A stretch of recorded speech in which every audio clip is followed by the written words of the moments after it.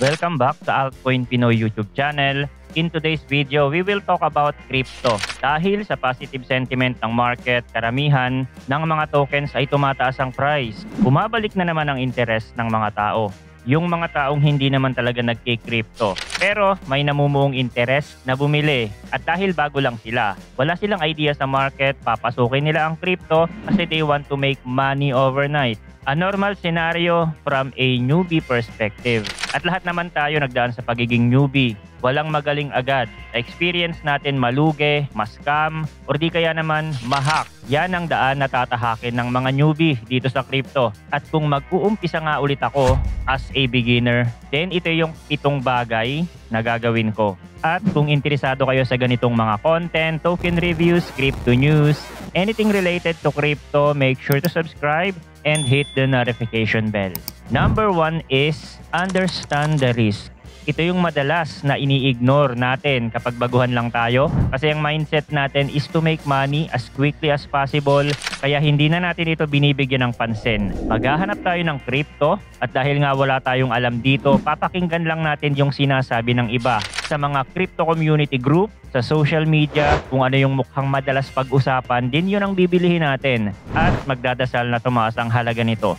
At kapag hindi natin nauunawaan yung risk dito sa crypto, may tendency din na mangutang pa tayo, magbenta ng gamit para lang makapag-invest sa crypto. Meron akong nakikita na iba, nagbenta pa ng sasakyan para makabili ng token. Ina-underestimate natin yung risk na akala natin siguradong kikita yung pinuhunan natin dito. Although nakikita natin yung mga success story ng iba na yumaman dito, pero hindi natin napapansin yung mga tao na naghirap dito or nalugi ng malaki kasi hindi nila pinapaalam. At ang realidad na mas marami ang talo dito kesa nananalo. So understanding the risk is important na kapag nag-invest tayo sa isang crypto tokens, hindi 100% nakikita tayo dito at may chance pa rin na malugi tayo. Therefore, we don't take too much risk, only calculated risk. Number 2 is start small.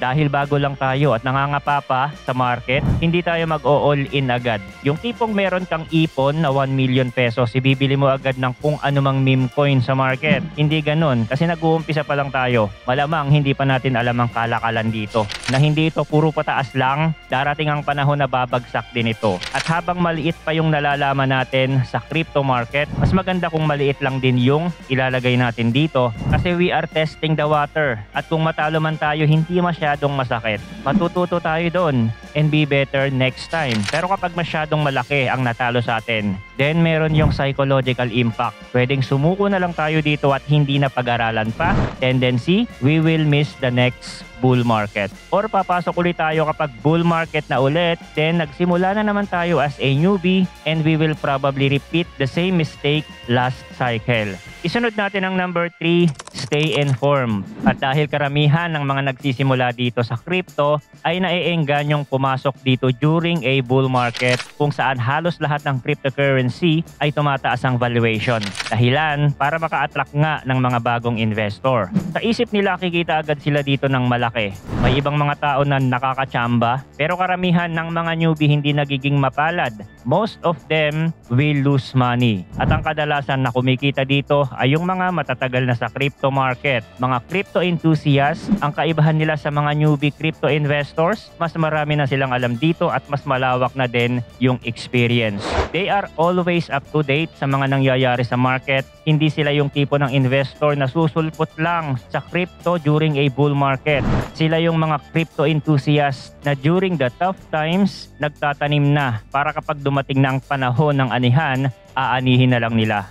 So kaya yung mga newbie dyan, huwag kayong mainggit sa kanila if they already made money here. Darating din kayo sa level na yon. Kung magdidesisyon kayo to stay in the game, always be updated in the market, mapa bull market man yan or bear market. Kaya nga tayo may kasabihan na daig ng maagap ang masipag. Lagi silang updated sa mga bagong information sa market, sa mga narrative na nauuso para sila yung laging nauuna. Number 4, learn how to trade. So kahit long-term investor lang tayo, kahit wala naman tayong balak maging day trader, importante pa din na alam natin yung basic ng trading. Kasi kapag bumili tayo ng crypto, balak natin ito i-hold ng matagal at dahil wala tayong idea sa market cycle, technical analysis, chart pattern, tendency, hindi natin alam kung kailan tayo e-exit sa market. Kaya madalas ng mga newbie nagtatanong kung kailan ba sila magte-take profit. Kailan ba nila ibebenta yung token na binili nila? Or meron pang mga iba dyan na nagki-crypto na nagtatanong, bull market na ba? Hanggang kailan ang bull market? Kailan ang bear market? Good to buy na ba si Ethereum ngayon? Kung meron kayong basic understanding sa trading, you know how to use price action, technical analysis, etc., hindi nyo na itatanong yung mga yan. Kasi meron na kayong idea kung kailan kayo bibili, kailan kayo magbebenta, and have a full understanding of crypto market cycle. At maghahalongkat lang kayo dito sa channel, lahat yan na-discuss natin dito. Sa investing kasi malawak yung time horizon natin. Pero the same approach, we buy and we sell. So malaking tulong yon if we know how to trade. Number 5, embrace security practice. Isa pang problema sa pagiging newbie, hindi natin alam protektahan ang mga cryptocurrency natin. Ang alam lang natin is bumili ng token, i-hold ito sa exchange ng ilang taon, ginagawa nating bangko yung mga centralized exchange. Kasi hindi pa natin naiintindihan na pwede ma-hack yung exchange, magkaroon ng exploit, or mabankrupt katulad ng nangyari sa FTX. At karamihan ng mga cryptocurrency exchange na ginagamit natin ay unregulated. So ibig sabihin kung meron tayong funds doon na iwan at merong nangyari, hindi natin basta-basta mare-recover yun. Ilang crypto exchange na ba ang nahack or bigla na lang naglaho? Cryptopia noong 2017, mataas din ang ranking nito before dahil ito ay nahack, hindi na naka-recover. At yung mga funds ng mga investors na nakalagay dyan, hindi na na-recover pa. Ang pinakahuli nga, ang isa sa pinakamalaking cryptocurrency exchange na bumagsak ay ang FTX. So maraming nalugi dyan na crypto investor dahil iniwan nila ang kanilang mga funds sa exchange. At pwede yang mangyari sa lahat ng mga cryptocurrency exchange kasi merong mga unexpected event na pwedeng dumating. Kaya hindi nga ina-advise sa mga crypto investors na mag-iwan ng malaking amount sa mga centralized exchange at wag itong gawing bangko at matutong pag-aralan ng pagse-self-custody. So dito naman ang problema natin kapag nagse-self-custody tayo, kapag nawala natin yung hardware wallet or yung seed phrase kung saan nakalagay yung crypto natin, mawawala din yung mga tokens na iniingatan natin doon. So kailangan matuto tayo ng mga security practices sa una pa lang, wag natin baliwalain, importante na protektahan natin ang ating mga crypto na hinahawakan. Number 6, long-term perspective. Normally, kapag bago lang tayo sa crypto, ang mindset natin is to make money as quickly as possible. Kaya madali tayong naiengganyo sa leverage trading. Akala natin ito yung daan na mas mabilis para kumita ng malaki. Then we will learn the hard way. Marirealize natin na hindi pala siya ganun kadali. Kaya lang huli na, nasunugan na agad tayo ng pera. Tendency para sa isang newbie, nakakadala yun sa kanila. Aalis na lang sa crypto at mamimiss nila yung opportunity dahil sa maling paniniwala. So kung sa una pa lang meron na tayong long-term perspective, then hindi tayo magmamadali. Na kapag nag-invest tayo dito, meron tayong expectation na posibleng hindi tumaas agad ang token na hinahawakan natin at hindi rin natin basta-basta ikukumpara yung sarili natin na bago pa lang sa iba na kumikita na ng malaki dito. Maiintindihan natin na baka matagal na sila at kung itutuloy ko lang ang pag-aaral dito, pag-gain ng experience, then darating ang panahon na ako naman ang kikita ng malaki.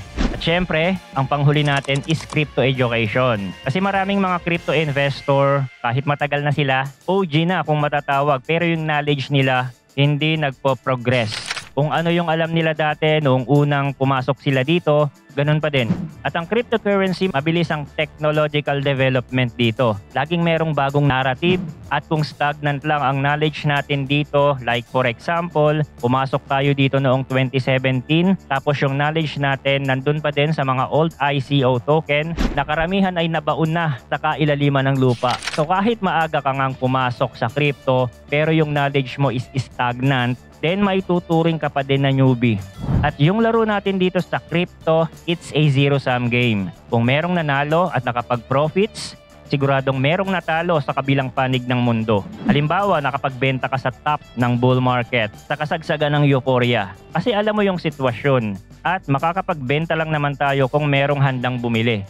Sa tingin nyo, sino yung mga karamihang buyer sa top ng market? Wala silang alam sa euphoria, hindi nila alam yung market cycle. Wala silang experience dito. Syempre, yung mga bagong pasok sa crypto. Kasi kung alam nila yan, bakit sila bibili sa top ng market? Hindi nila alam yung overbought, double top, overextended, premium area, parabolic trend reversal, death cross, etc. Wala silang idea sa mga yan. Kaya kailangan natin sila i-welcome with open hands kasi sila yung magiging exit liquidity natin. At kung ikaw, bago ka pa lang pinapanood mo itong video, hindi mo alam yung mga pinagsasasabi ko, then simulan mo nang maghalukay ng mga lumang video ko dito sa channel para magkaroon ka ng proper guidance dito sa market. Okay? So sana may napulot na naman kayong kaalaman dito sa channel natin. Thanks for watching again. Good luck and see you on the next video.